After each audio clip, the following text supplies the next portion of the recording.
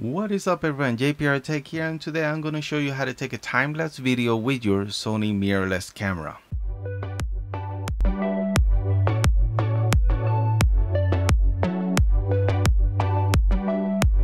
Now previously I was owner of the Sony A Alpha lines. I had the A57, and previously I was the owner of the A7000, which was a beast of a camera. But for such an pro, semi-pro entry-level camera, it didn't have one feature that I always was interested in, and that's the time-lapse.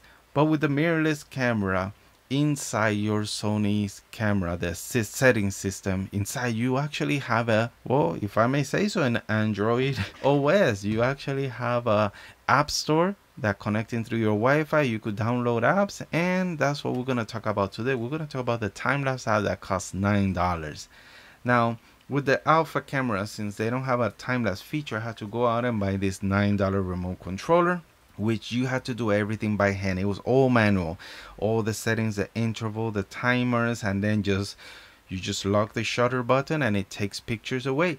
But then you gotta take all those pictures and import them to your computer and then stitch them together and make a time lapse with it.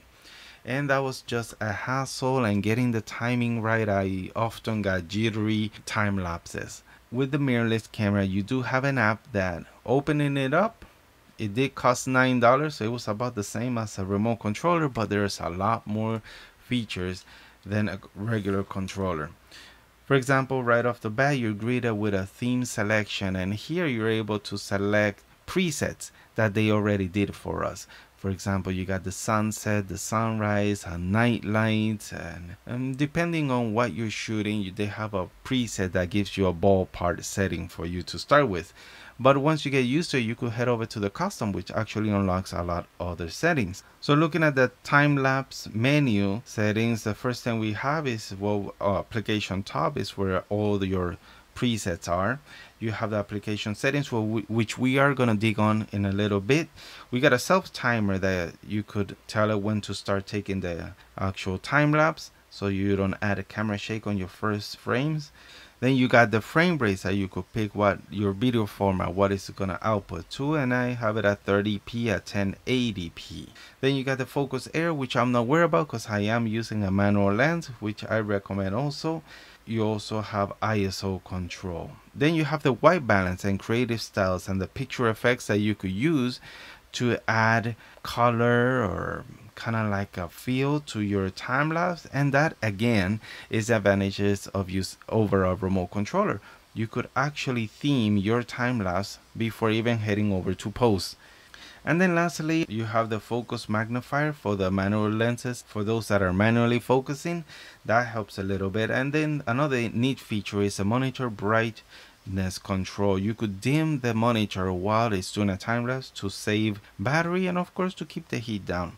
So let's go over to the application settings, and here you got a couple more settings that you could do to fiddle around with your time lapse. The first option we have is the file format. Now you could save it as first a video format, which again, it just teaches everything for you, and you'll just have a video that you could import into your video editor, and that's it. You get grading right away.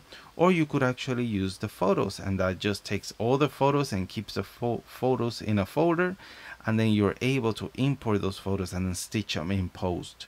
Or you could have both. It'll keep the photos but also make a video for you. I just want to keep the video, that's all I need. And then next to that is the interval. That's the pause that it takes in between each shot, and I think the sweet spot is at 2 seconds. That is a pretty good interval if you ask me. Shots is the amount of shots that you're going to take, and depending on how many shots you take is going to affect the duration of the video. So the basic is 300 shots, and that's about a 10-minute time lapse that you're going to be standing there for 10 minutes, and it's going to be a video of 10 seconds. But I think that's a little bit too short, so I went up to bumped it up to 450 shots, and that's like a 15-second video. And because I am in the custom setting, or basically the manual settings, I can unlock the AEL or the exposure lock compensation, and that also gives me more control over the image quality or the image exposure. And that's about it. Once you get all the settings done, you hit enter and you aim and shoot. And as you can see on the window, the screen, when you are taking the time lapse, We got the interval time, we have the shot count and the timer. So once you're ready to go, aim and shoot.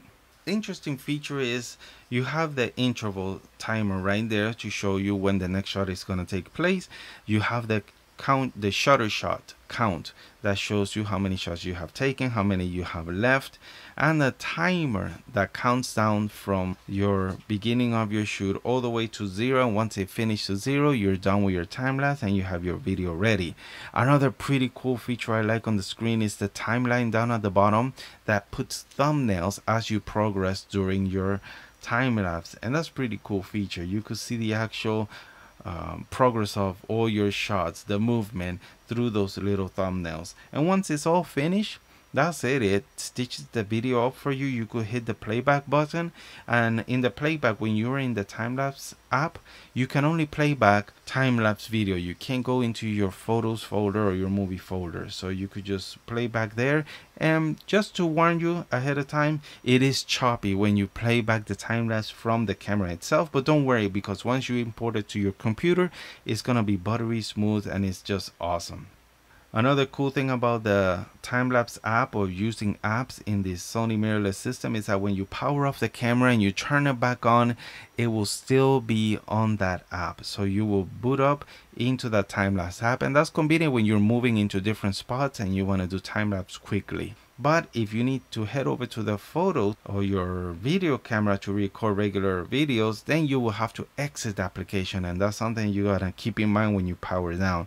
So go over back to the menu, just hit exit application and hit enter to exit, and you'll be back to your camera or your video mode, whatever mode you were in previously. And that's it. That's how easy it is to use a time-lapse feature in the Sony Mirrorless system, and that goes to almost all the Sony Mirrorless systems out there that have the Play Camera Memory App Store. I hope this video was helpful for you guys out there. If you did like it, go ahead and hit the like button. If you love it, subscribe for more tutorials and how-to videos. I'll be seeing you guys on the next one. Peace.